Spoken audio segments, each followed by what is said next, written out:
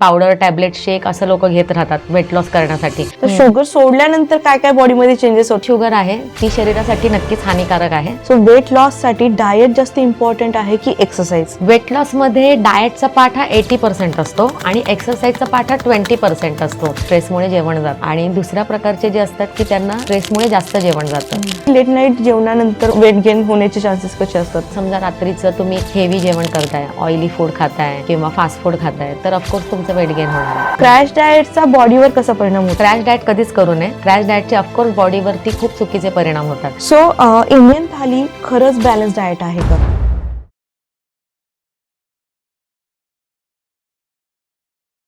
नमस्कार, MLA talk show मध्ये तुमचं मनापासून स्वागत आहे. मी आहे तुमची होस्ट अभिलाषा. फेसबुकवर सर्च करा MLA महाराष्ट्रीयन लेडीज असोसिएशन आणि लगेच जॉईन करा. आजचा पॉडकास्ट आहे आरोग्य जीवनशैली याचा खरा अर्थ समजण्यासाठी. सो आपल्यासोबत आहेत डायटिशियन आणि न्यूट्रिशनिस्ट जाधव मॅम, ज्या सायन्स बेस्ड प्रॅक्टिकल आणि लाईफस्टाईलला सूट होणाऱ्या डाएट हजारो लोकांना हेल्दी लाईफस्टाईल शिकवली आहे. सो मॅम, तुमचं मनापासून स्वागत आहे या MLA टॉक शो मध्ये. येस, नमस्ते.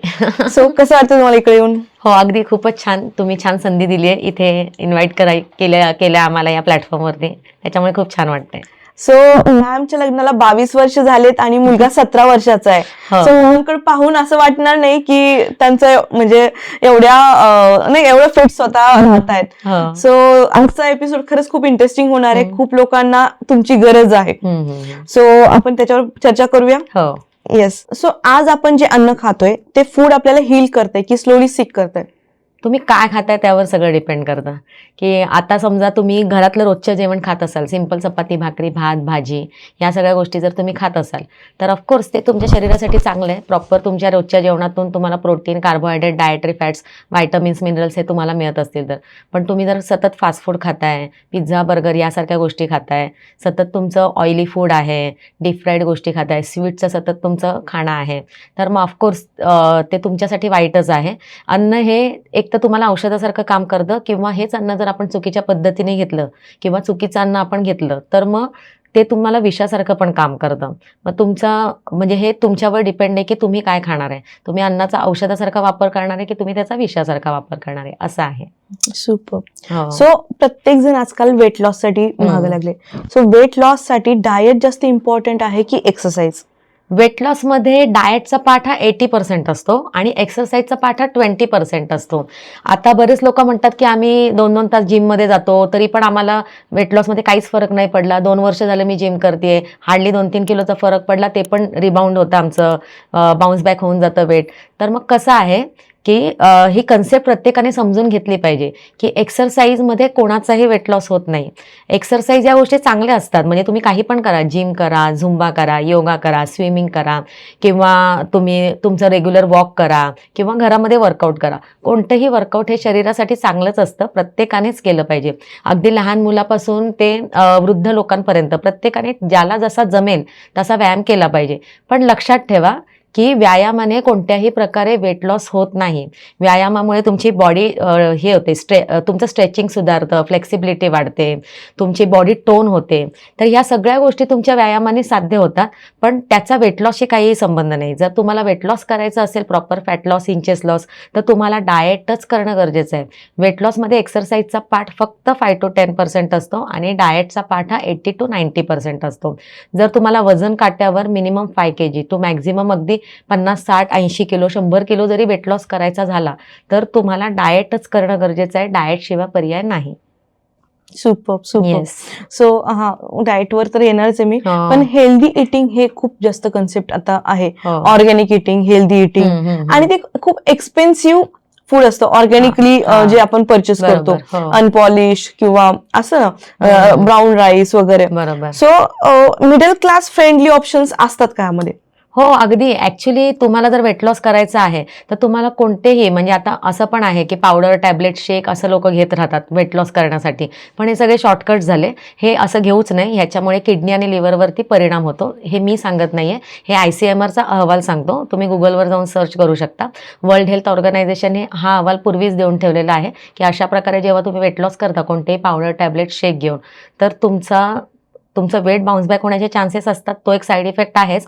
पण दुसरा मेजर साईड इफेक्ट हा आहे की तुमच्या किडनी आणि लिव्हरवरती परिणाम होतो. त्याच्यामुळे मी सगळ्यांना सजेस्ट करते की तुम्हाला तुमच्या रोजच्या घरातल्या जेवणातूनच डाएट प्लॅन तुमचे जे बनतील त्याच्यातूनच तुम्हाला वेट लॉस करायचं आहे. आणि घरच्या जेवणातून अगदी शक्य आहे. म्हणजे काही लोकांना काय वाटतं की वेट लॉस करायचं आहे म्हणजे आता आपल्याला खूप काहीतरी घ्यायचं आहे. म्हणजे आहे तसं केलेलं पण आहे, मार्केटमध्ये तशा गोष्टी आहेत की चिया सीड घ्या, ओव्हॅकॅडो घ्या, ब्रोकोली घ्या. म्हणजे अशा गोष्टी ज्या आपल्या देशात एक तर मिळत नाही, इम्पोर्ट कराव्या लागतात आणि त्याच्यामुळे त्या खूप महाग मिळतात.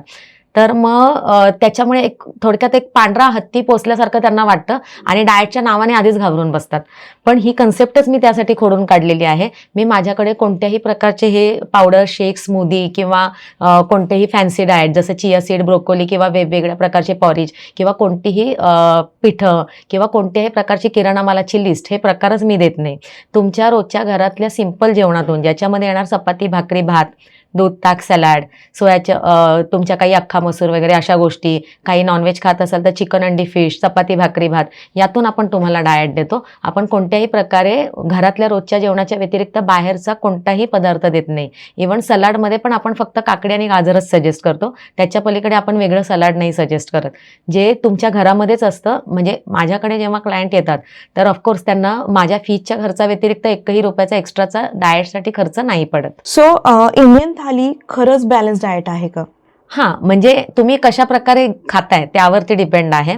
आता इंडियन थालीमध्ये सगळ्या गोष्टी आहेत. म्हणजे तुमच्या चपाती, भाकरी, भात, वरण, भाजी, परत तुमचे वेगवेगळ्या पालेभाज्या, फळभाज्या, फायबर्स म्हणजे proper protein, carbohydrate, dietary fats, vitamins, minerals याच्याने समृद्ध इंडियन थाली आहे आपली. पण तुम्ही कशा प्रकारे ती खाताय त्यावर पण डिपेंड आहे. म्हणजे आता जनरली लोक जेवणात काय करतात, साधारण एका डाएटमध्ये म्हणजे एका थाळीमध्ये नेहमीच्या आपल्या महाराष्ट्रीयन जेवणात जरी पकडलं तरी 2-3-4 चपात्या घेतात आणि भाजी अगदी थोडीशी नावाला असते आणि मग थोडीशी आमटी, थोडासा भात अशा गोष्टी असतात.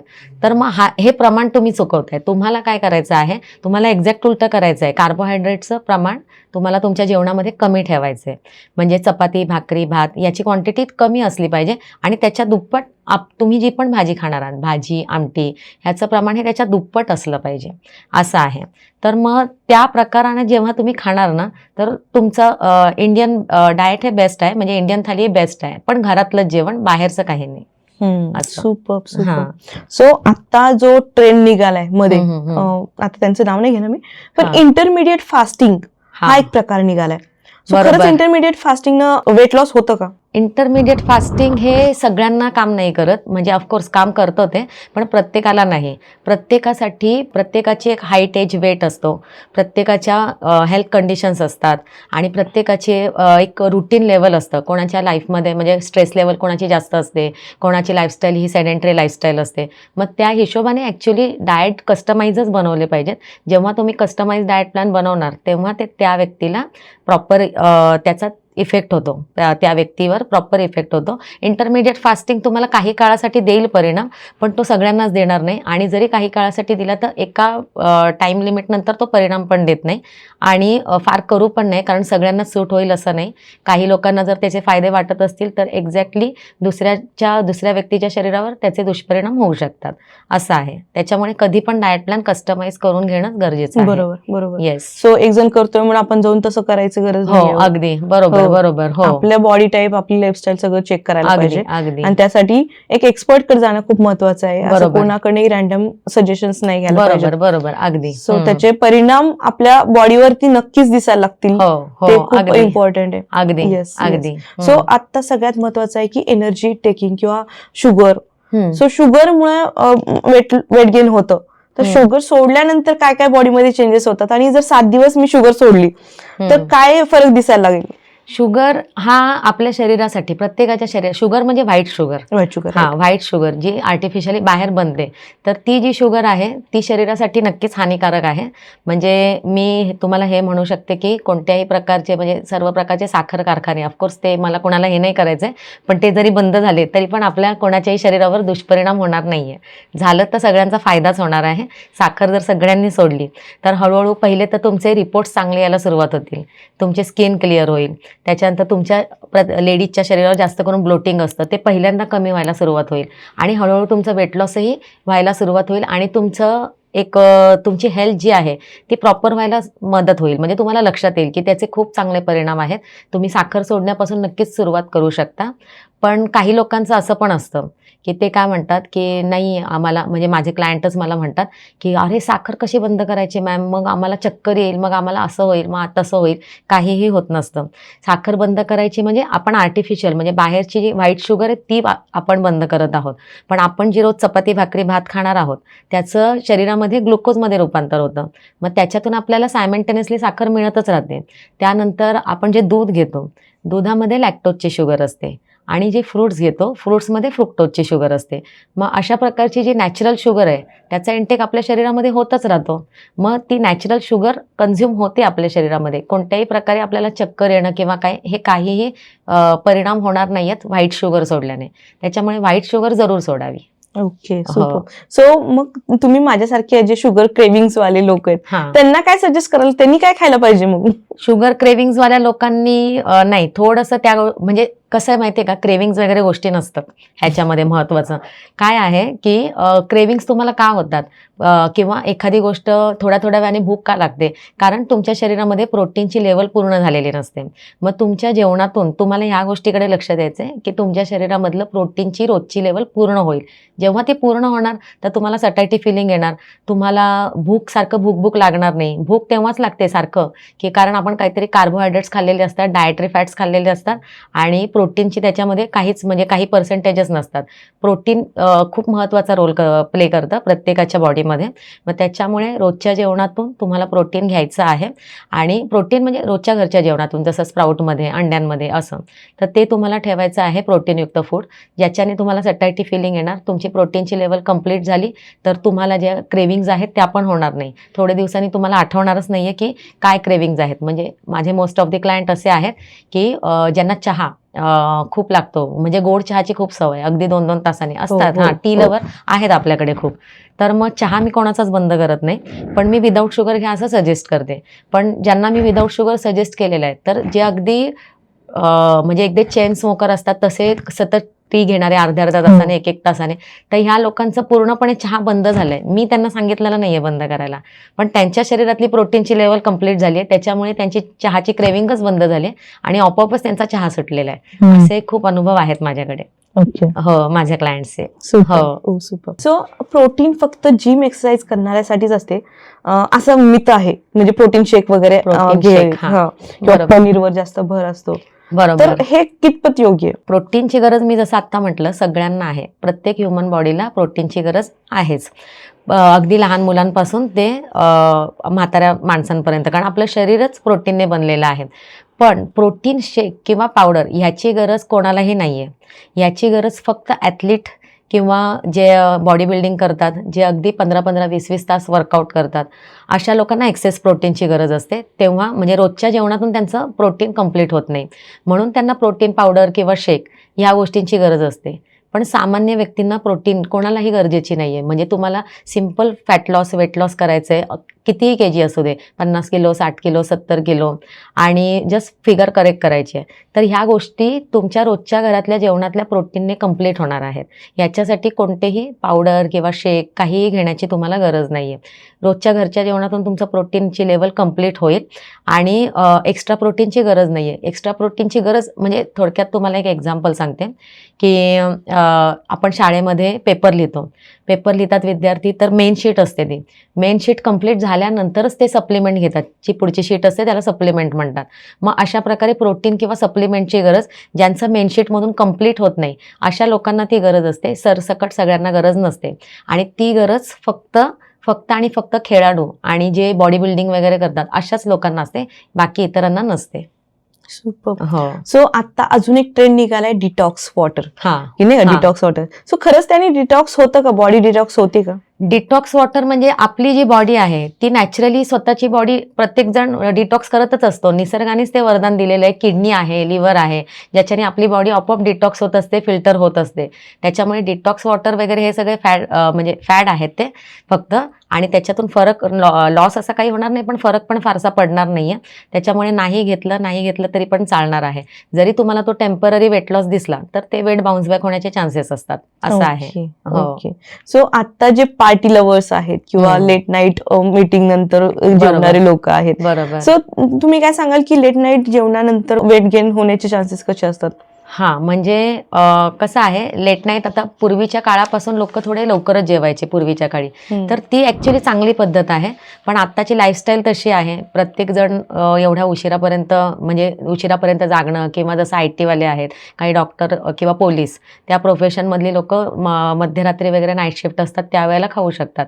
पण आता ते त्यावेळेस खातायत, तर ते कोणत्या वेळेला खाताय ह्यापेक्षा ते किती कॅलरीचा इंटेक घेत आहे हे जास्त महत्वाचं आहे. जरी लेट नाईट त्यांनी खाल्लं तरी काही फरक असा पडणार नाही, ॲज सच वेट गेन त्यांचं होणार नाही. जर त्यांनी हलकं फुलकं खाल्लं, म्हणजे दूध घेतलं किंवा कमी कॅलरीवाले पदार्थ खाल्ले, तर मग काही फरक नाही पडत. पण समजा रात्रीचं तुम्ही हेवी जेवण करताय, ऑइली फूड खाताय किंवा फास्ट फूड खाताय, तर ऑफकोर्स तुमचं वेट गेन होणार आहे. सो वुमन हार्मोन्स आणि डाएट याचा डीप कनेक्शन आहे. तो ऍज अ हेल्थ सायकोलॉजिस्ट तुम्ही ह्याबद्दल काय जस्टिफाय कराल? हा, तेच वुमन हार्मोन्स, वुमेनमध्ये आफ्टर डिलिव्हरी खूप सारे चेंजेस होतात. हार्मोनल चेंजेस वुमेनमध्ये असेही असतात, पिरियड्समध्ये पण होतात, आफ्टर डिलिव्हरी होतात. वेट गेनमुळे PCOD, PCOS, थायरॉइड असे सगळे प्रॉब्लेम त्यांना सुरू झालेले असतात. मग आता जेव्हा हार्मोनल चेंजेस होतात तेव्हा स्ट्रेस खूप येतो, मग त्याच्यामध्ये ओव्हर इटिंग होतं, इमोशनल इटिंग होतं, आणि मग त्याच्यामुळे त्यांचं वेट गेन होऊ शकतं. तर मग त्यामुळे त्यांनी डाएटवर प्रॉपर लक्ष देणं गरजेचं आहे. त्यासाठी थोडंसं रुटीन सेट करणं, थोडा माइंडसेट सेट करणं की आपल्याला हे एवढंच खायचं आहे किंवा ह्या वेळेलाच खायचं आहे, हे याकडे वुमेननी थोडं जास्त लक्ष दिलं पाहिजे. आणि थोडा अवेअरनेस असला पाहिजे. जेवढं तुम्ही अवेअर असाल की तुम्हाला काय खायचं आहे, काय नाही खायचं आहे, किंवा ह्या गोष्टींनी तुमचं वेट वाढणार आहे, याच्यामध्ये खूप जास्त कॅलरीज आहेत, अशा छोट्या छोट्या गोष्टी जरी वुमन्सने लक्षात ठेवल्या तरी त्या वेळेला ती सिच्युएशन त्यांना हँडल करता येते. जरी खूप भूक लागली तरी ते जास्त कॅलरीवाले पदार्थ न खाता कमी कॅलरीवाले खातील, पोट पण भरेल आणि त्यांचं वेट गेन पण होणार नाही. अशा प्रकारे त्यांना लक्ष ठेवावं लागतं. सुपर. सो आपण लहानपणीच्या हॅबिट्स, फूड हॅबिट्स वेगळ्या असतात, सो त्यामुळे मोठेपणी किंवा आपल्या लाईफस्टाईल मध्ये काही डिसीज होण्याचे चान्सेस आहेत का? की लहानपणी खूप मला गोड खायला आवडतं, मग मोठेपणी मला डायबिटीज वगैरे होईल, असं काही आहे का त्यामध्ये कनेक्शन? हा, म्हणजे गोड खाल्ल्याने डायबिटीस होत नाही, डायबिटीस झाल्यानंतर आपल्याला गोड कंट्रोल करावं लागतं, असं आहे. आता जेनेटिक पण असतं, ते त्या गोष्टी असतात, मेन वेट गेनमुळे असतं. पण लहानपणीच्या ज्या सवयी आहेत, जसं आत्ताच्या मुलांमध्ये, आपल्या टाइममध्ये कदाचित तेवढ्या फूड हॅबिट वाईट बाहेरच्या नव्हत्या, कारण बाहेरचं फूड आपण सहजासहजी खात नव्हतो. पण आता एवढं सोपं झालंय की सतत pizza, burger, chips, French fries, मुलं कंटिन्यू तेच खात असतात, चॉकलेट्स, कारण ते सहज मिळतं आणि पॅरेंट्सना पण आत्ताच्या टाईम नसतो, तर ते सगळं अवेलेबल करून देतात. पण त्याचे लिटरली दूरगामी परिणाम होतात प्रत्येक बॉडीवरती. म्हणजे त्यांनी ॲटलिस्ट थोडंसं मोठं झाल्यावर किंवा त्यांना समजल्यावर तरी त्यांनी त्या गोष्टी लगेच थोड्या कंट्रोल केल्या पाहिजेत. जर नाही केल्या तर मग ओबेसिटीचा प्रॉब्लेम त्यांना सुरू होणार आहे, हार्ट प्रॉब्लेम सुरू होणार आहेत, परत लेडीजमध्ये मी जसं म्हटलं PCOD, PCOS हे प्रॉब्लेम सुरू होणार आहेत, कोलेस्ट्रॉलचे प्रॉब्लेम सुरू होणार आहेत. मग त्यामुळे ह्या गोष्टी थोडीशी लहानपणापासूनच ती सवय आईवडिलांनी पण मुलांची कमी केली तर जास्त चांगलं आहे. सुपर. सो इमोशनल इटिंग म्हणजे नेमकं काय आणि त्याच्यावर आपण कंट्रोल कसं ठेवता येईल? हां, इमोशनल इटिंग हेच आहे की स्ट्रेसफुल लाईफ आहे सध्या, आणि काही लोकांमध्ये खूप असा एकटेपणा पण आहे. परत काही घरामध्ये हे झालेले असतात, इन्सिडेंट झालेले असतात, तर काही व्यक्ती प्रचंड दुःखात पण असतात. तर मग 2 प्रकारच्या व्यक्ती असतात ह्याच्यामध्ये, 2 प्रकारच्या रिॲक्शन येतात. की एक जे असतात की त्यांना जेवणच जात नाही, स्ट्रेसमुळे जेवण जात नाही, आणि दुसऱ्या प्रकारचे जे असतात की त्यांना स्ट्रेसमुळे जास्त जेवण जातं. म्हणजे त्यांचा तो स्ट्रेस रिलीज करण्यासाठी ते जे मिळेल ते खात राहतात, आणि त्यांना समजत नाही की ते काय खातात, कारण ते पोट भरण्यासाठी खात नसतात. जस्ट त्यांच्या बॅक ऑफ द माइंड काहीतरी विचार चालू असतात आणि त्यामध्ये ते खाल्लं जातंय. मग ह्याला म्हणतात इमोशनल इटिंग, म्हणजे बिंज होतं त्यांचं. बिंज इटिंगचा प्रकार त्यांचा त्यामध्ये होऊन जातो, आणि मग त्यामध्ये हळूहळू कॅलरीज वाढतात आणि वेट गेन व्हायला सुरुवात होते. मग ह्यासाठी तेच आहे की प्रत्येकामध्ये हा अवेअरनेस, म्हणजे फूडबद्दल किंवा न्यूट्रिशनबद्दल अवेअरनेस हा प्रत्येकामध्ये असला पाहिजे. तो असला तर मग ह्या गोष्टी थोड्याशा जर अवेअर असतील तर ते त्यावेळेला ते कंट्रोल करू शकतात, असं आहे. थोडंसं स्वतःचं रुटीन सेट करणं, सो थोडीशी लाईफस्टाईल आपली, म्हणजे बॉडी आपली एक्सरसाइजमध्ये ठेवणं, या चांगल्या ज्या सवयी आहेत त्या आवर्जून प्रत्येकाने लावून घेतल्या पाहिजेत, तर मग त्या गोष्टी होणार आहेत, असं आहे. सुपर. सो आता सध्या सगळेजण ज्या ह्याच्यामधून जात आहेत लाईफस्टाईलमुळे किंवा लहानपणीपासूनच PCOS, PCOD, थायरॉइड, डायबिटीज, ह्या सगळ्या मध्ये डाएट स्मार्टली कसं कस्टमाइज करायला पाहिजे?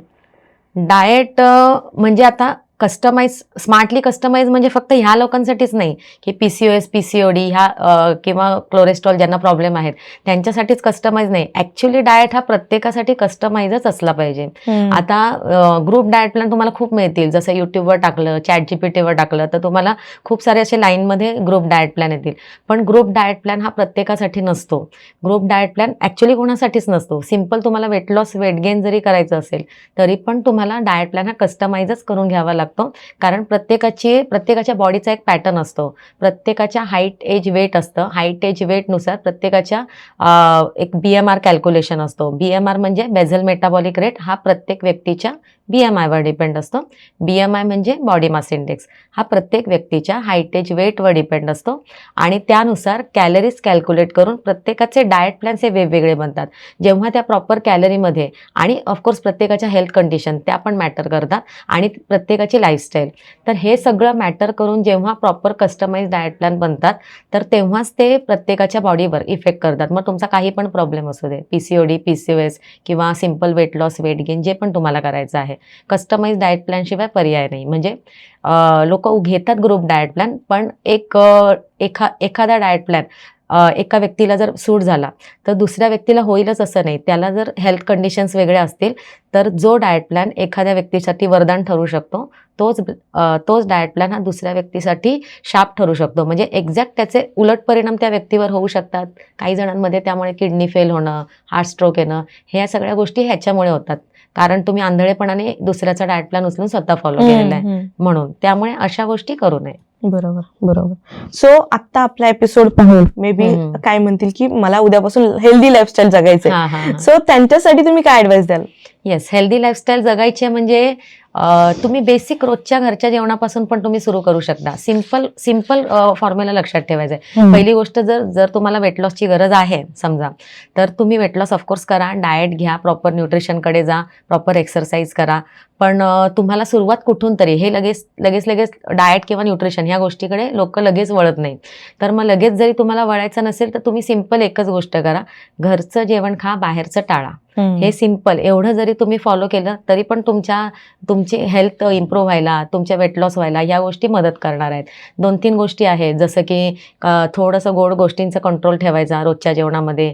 डीप फ्राईड गोष्टी रोज नाही खायच्या. बाहेरचं फूड, फास्ट फूड जे रोज नाही खायचं, 8 किंवा 10 दिवसातून एकदा खाऊ शकता, पण रोजची सवय नाही ठेवायची. आणि कोणत्याही प्रकारे जरी काहीच व्यायाम जरी करत नसाल, सेडेंटरी लाईफस्टाईल जरी असेल, व्यायामाला वेळ नसेल किंवा काही हेल्थ कंडिशन असतील ज्यामुळे करू शकत नसाल, तर सिम्पल वॉक का होईना सुरू करा. मिनिमम 45 मिनिटपर्यंत वॉक हा पण तुम्हाला खूप चांगले इफेक्ट देतो. आणि घरातलं जेवण, या 2 गोष्टी. ओके. सो तुम्ही डाएट सोबत एक्सरसाइज पण करून घेता त्यांच्याकडनं, तर ट्रेडमिल वॉकिंगचा अलाउड आहे का आपल्याला सिम्पली म्हणजे राऊंड काय म्हणतात बगीचा वगैरे त्यामध्येच तुम्ही राऊंड करायला पाहिजे? हा, म्हणजे दोन्ही पण केलं तरी चालतं. प्रत्येकाच्या कंडिशनवर आहे, हेल्थ कंडिशनवर. काही लोकांना ट्रेडमिल जमतं, काहींना नाही जमत. म्हणजे जसं आता एजेड क्लायंट असतात, आता 80 वर्षाचे आपले 80 ते 85 वर्षाचे आपले अंटार्क्टिकाचे आजोबा आहेत ते, तर मग ते लोक नाही करू शकत ट्रेडमिल किंवा काय, जस्ट त्यांना वॉकच सांगते मी. काहींना हेल्थ कंडिशन असतात, व्हेरिकोज वेन्सचे वगैरे प्रॉब्लेम असतात, परत आपले गुडघ्यांचे वगैरे प्रॉब्लेम असतात. मग तुम्हाला जसं जमेल तसं. काहीच नाही जमलं तर मिनिमम वॉक करा, जेवढं जमेल तेवढं. असं. सुपर. आता एक ट्रेंड आला ना की एखादा इव्हेंट आला ना की आपल्याला बारीक व्हायचं असतं किंवा माझं लग्न जमले, मला बारीक करा, सो क्रॅश डाएट करतात. सो क्रॅश डाएटचा बॉडीवर कसा परिणाम होतो? म्हणजे क्रॅश डाएट कधीच करू नये. क्रॅश डाएटचे ऑफकोर्स बॉडीवरती खूप दूरगामी आणि खूप चुकीचे परिणाम होतात. क्रॅश डाएटमुळे पहिली गोष्ट तर तुम्हाला विकनेस येऊ शकतो. दुसरी गोष्ट, तुमच्या शरीरातलं सगळं तुमच्या हार्मोन इम्बॅलन्स तर होताच, पण तुमच्या शरीरातले जे protein, carbohydrate, dietary fats, vitamins आणि मिनरल्स याची लेवल हलून जाते. आणि ती जेव्हा इम्बॅलन्स होते मग तुम्हाला केस गळणे, मग विकनेस, परत सतत आजारी पडणे, एनर्जेटिक न वाटणे, ह्या गोष्टी होतात. क्रॅश डाएटमुळे टेम्पररी तुमचं वेट लॉस होईल, काही 8 दिवसात 10 दिवसात जे काही तुम्हाला पाहिजे किंवा महिन्याभरात, तर ते तुमचं टेम्पररी वेट लॉस होणारच आहे तुमचं. पण जसं तुम्ही ते सोडणार ते पुढच्या 2 दिवसात बाउन्स बॅक होणार आहे. त्याच्यामुळे क्रॅश डाएट कधीच युजफुल नाहीये. बरोबर. सो मॅम, जेव्हा एखादा क्लायंट तुमच्याकडे येतो तेव्हा तुम्ही फर्स्ट कन्सल्टेशन मध्ये काय काय समजून सांगता? तेच फर्स्ट कन्सल्टेशनमध्ये हेच सांगितलं जातं. पहिली गोष्ट हीच की माझ्याकडे मी तरी कोणत्याही प्रकारचे प्रोटीन किंवा पावडर, टॅबलेट, शेक ह्या गोष्टी देत नाही. त्यांची तुम्ही मागणी पण करू नका. तुम्हाला रोजच्या घरच्या जेवणातून डाएट मिळणार आहे. रोजचं घरच्या जेवण मी जसं सांगते तसं फॉलो करायचं. डाएट प्लॅन तसे बनणार आहेत आणि डाएट स्ट्रिक्टली फॉलो करणं आणि कन्सिस्टन्सी ठेवणं हे महत्त्वाचं आहे. म्हणजे कन्सिस्टन्सी इज द की. कोणत्याही क्षेत्रात जरी तुम्ही गेला, तुम्ही 2-3 दिवस एखादी गोष्ट केली, चौथ्या दिवशी सोडून दिली, पुन्हा 2-3 दिवस केली, पुन्हा चौथ्या दिवशी सोडली, असं जर ऑन ऑफ केलं तर रिझल्ट तुम्हाला कुठेच दिसणार नाहीये. त्याच्यामुळे कन्सिस्टन्सी ही खूप इम्पॉर्टंट आहे. हेच मी महत्वाचं सांगते. सो मल्टिपल म्हणजे थाउजंड्स मध्ये लोकांचे तुम्ही वेट लॉस केलेत. खूप सारे फीडबॅक्स आहेत तुमचे पॉझिटिव्ह. सो असं वाटलं का कुठली तरी क्रिटिकल केस आहे किंवा हिचं वेट लॉस थोडंसं अवघड चाललंय वगैरे? नाही, ऍक्च्युली काही हेल्थ कंडिशन्स असतात क्लायंटमध्ये की हेल्थ कंडिशनमुळे त्या स्पीडने वेट लॉस होत नाही जसं इतरांचं होतं. पण वेट लॉस सगळ्यांचा होतो. जर तुम्ही डाएट स्ट्रिक्टली फॉलो केलं तर वेट लॉस 100% होतो. कदाचित ज्या क्लायंटचं वेट लॉस हे 2 ते 3 महिन्यात होतं त्यांना तर अशा कंडिशनमध्ये ते कदाचित 2 महिने एक्स्ट्रा घेतील, पण वेट लॉस हा होतोच. पण डाएट स्ट्रिक्टली फॉलो करणं गरजेचं आहे. ओके. हो. सो तुमच्या कन्सल्टेशन चार्जेस वेगळ्या प्रकारचे आहेत. हो. की सगळेजण काय म्हणतात की 1 महिन्याचे माझे एवढे चार्जेस आहेत किंवा हे, बरोबर. पण तुम्ही वेट लॉस वर कन्सल्टेशन चार्जेस आहेत. हो. सो ते थोडंसं सांगायला मला. हा, म्हणजे आपले कन्सल्टेशन चार्जेस हे आपण पॅकेजमध्ये देतो. म्हणजे केजीज वरती देतो मेनली की किती केजी तुम्हाला लॉस करायचा आहे. मग 10 केजी, 15 केजी, 20 केजी असं सगळं. तर मग जेवढे केजीचं तुम्ही प्लॅन घेणार तर आणि त्याच्यासाठी आपण एक पर्टिक्युलर टाइम पिरियड पण देतो की सपोज 10 केजी आहे, 10 केजीसाठी आपण मॅक्झिमम मला टाइम पिरियड 3 मंथ्सचा दिलेला आहे. पण आपण चार्जेस ठेवले आहेत केजीजवरती मेनली. जर तुम्ही डाएट स्ट्रिक्टली फॉलो केल्यामुळे कदाचित तुमचं 4 ते 7 आठवड्यात टार्गेट अचीव झालं, 10 केजी अचीव झालं, तर तिथे तुमचा प्लॅन संपतो. तिथून पुढे आपण तुम्हाला फॉलोअप नाही देत. किंवा काही क्लायंटमध्ये असं पण असतं की खूप वेळा चीट करतात, सतत बाहेर जातात, सतत काहीतरी वेगळ्या गोष्टी खात राहतात. मोटिवेशन पण त्यांना खूप देणं गरजेचं असतं त्यावेळेस. पण अशा केसमध्ये ते पूर्ण टाइम पिरियड पण घेऊ शकतात. पूर्ण 3 महिने पण त्यांना लागू शकतात. असं आहे. मग इधर तुमचं केजी अचीव झालं तर तिथे प्लॅन संपतो किंवा तुमचा टाइम पिरियड अचीव झाला तर तिथे आपला प्लॅन संपतो. असं आहे. सुपर. येस. सो तुम्ही मग कसं वीकली मंथली फॉलोअप घेतात? वेट लॉस झालेला कसं कळतं तुम्हाला? हां, आपले फॉलोअप्स असतात, वीकली फॉलोअप्स असतात ऑनलाईनच. आपले 80% NRI क्लायंट आहेत जे US, UK, Canada, south Africa, तिथून आपण त्यांना फॉलो करतो. तर वीकली फॉलोअप जे असतात ते माझ्यासोबत असतात. आणि इन बिटवीन क्लायंट्सना कधी पण काही पण डाऊट असतील तर केव्हाही या तुम्ही म्हणजे माझा जो नंबर आहे 9637270090 हा आमचा ऑफिसचा नंबर आहे. केव्हाही तुम्ही या नंबरवर कॉल किंवा मेसेज करून विचारू शकता. माझा स्टाफ आहे 5 ते 6 जणांचा. त्यातलं कोणीही तुमच्या प्रत्येक प्रश्नाचं उत्तर देतं ऑफिस टायमिंगमध्ये 10 to 6:30 मध्ये. संडे ऑफ असतो आपला. संडेला पण मेसेज करू शकता, पण रिप्लाय मंडेला येतो कारण संडेला ऑफिसमध्ये कोणी नसतं. बाकी वीकली जे फॉलोअप्स असतात ते माझ्यासोबत असतात. डाएट जे बनवते ते प्रॉपरली मीच बनवते आणि इन बिटवीन काही पण डाऊट असतील तर ते सॉल्व्ह करण्यासाठी स्टाफ असतो. इन जनरल ज्यांना हेल्दी लाईफस्टाईल चालू करायची आहे त्यांना तुम्ही डे रुटीन काय द्याल? इन जनरल जर तुम्हाला सुरू करायचं आहे म्हणजे रोजच्या घरच्या पहिले तर घरच्या जेवणाच्या मगाशी जसं म्हटलं की घरचंच जेवा आणि बाहेरचं टाळा. आणि ताटामध्ये जे पण तुम्ही घेणार आहात चपाती, भाकरी, भात, भाजी, महत्त्वाचं म्हणजे तेलाची क्वांटिटी थोडी कमी करायची. फोडणीपुरतंच तेल वापरायचं, तेवढं करायचं आहे. गोड थोडंसं कमी करायचं आहे. रोज गोड नाही खायचं, ओकेशनली खाऊ शकता, पण रोजची सवय नाही ठेवायची. आणि रोजच्या ताटामध्ये मी जसं म्हटलं कार्ब्सची क्वांटिटी कमी, म्हणजे चपाती, भाकरी, भात याची जी क्वांटिटी आहे ती कमी ठेवायची आणि त्या मानाने त्याच्या दुप्पट आपली भाजी, आमटी ह्या गोष्टी असल्या पाहिजेत. सलाड ठेवायचं आहे, फायबर ठेवायचं आहे रोजच्या जेवणामध्ये आणि प्रोटीन ठेवायचं आहे जसं दूध, ताक, सलाड. नॉनव्हेजमध्ये चिकन आणि फिश या गोष्टी तुम्ही खाऊ शकता. त्याच्यानंतर फायबर भरपूर घ्यायचं आहे. कार्बोहायड्रेट्सचं प्रमाण कमी ठेवायचं आहे. या एवढ्या छोट्या छोट्या गोष्टी आहेत. रोजच्या थाळीमध्ये तेवढे मायनर चेंजेस करायचे, त्याच्यामध्ये पण होऊन जातं. वा, खूप छान मॅम. तुम्ही आज खूप छान इन्साइटफुल लाईफ चेंजिंग लेसन्स दिलेले आहेत. सो डाएट म्हणजे पनिशमेंट नाही, ते एक सस्टेनेबिलिटी लाईफस्टाईल आहे. आणि जर तुम्ही ते फॉलो केलं तर अनेक आजारांना तुम्ही दूर ठेवू शकता. बरोबर. अनेक आजारापासून तुम्ही सुटका पण घेऊ शकता जर तुम्हाला डायबिटीज वगैरे असेल तर. आणि वेट लॉस मुळे निश्चितच खूप काही गोष्टी अचीव्ह होऊ शकतात. सो तुम्ही जे आज गायडन्स दिले त्याबद्दल मनापासून धन्यवाद. थँक्यू. तुम्ही आज इथं आलात आणि आमच्यासोबत मस्त गप्पा मारल्यात. Thank you so much. MLA पण मला ही संधी दिली, हे प्लॅटफॉर्म अवेलेबल करून दिलं, त्यासाठी तुमचे खूप मनापासून धन्यवाद. थँक्यू.